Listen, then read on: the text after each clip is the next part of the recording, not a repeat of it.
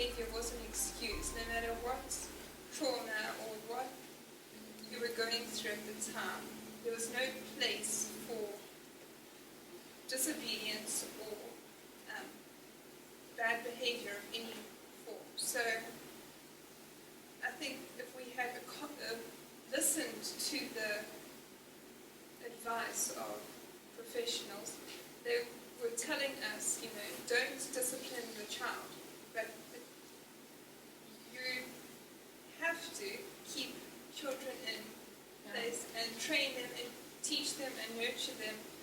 Otherwise, well, basically we were told, because she had autistic characteristics, that we mustn't move the furniture around, that the order of the day should be exactly, breakfast should be exactly the right time so as not to cause an upset. So we were being counselled as to what we should be doing about the fact that we had a daughter that had autism. That was one of the things. There was a multitude of other things. The fact that she was having blood infusions every day also meant that her body was in trauma, which meant that she would need play therapy and counselling, and it would probably be better for her to be on antidepressants, because a child that's going through medical procedures will get depressed, and so you must give them antidepressants. Mercy's never had an antidepressant, not once in any day of her life.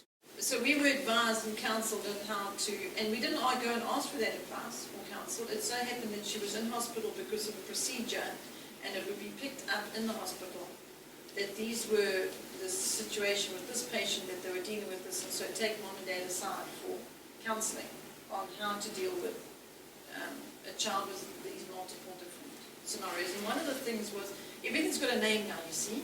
So one of the things was obsessive compulsive. Diagnosed then and not now. We have like 3 times hold on more. Obsessive compulsive. Now with an obsessive compulsive person, now suddenly they've been told, you are obsessive compulsive. Now with that, this is what you do, this is what you don't do, this is how you handle it, this is how you don't handle it. The labels you put onto a child. Well, what we did is we thought, yes, we see obsessive compulsive tendencies. We say to them, do you know what these tendencies are going to do? They're going to make you very self-focused. They're going to bring all the attention onto you. People are going, because you're going to have to be accommodated, because this is your tendency, because everything's going to be such.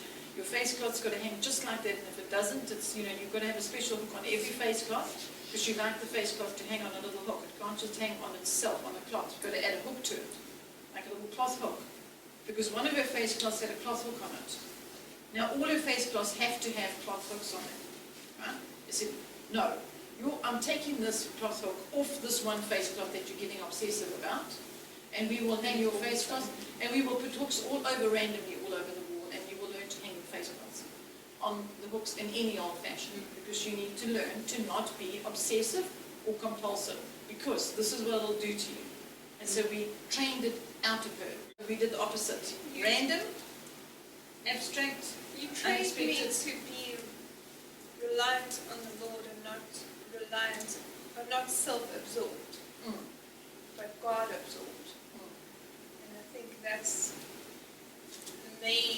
your main focus was to be Off the self. Yeah, Focus off yourself. Off self.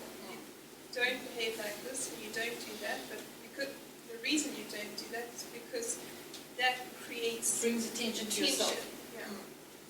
And you don't do things to get attention. No.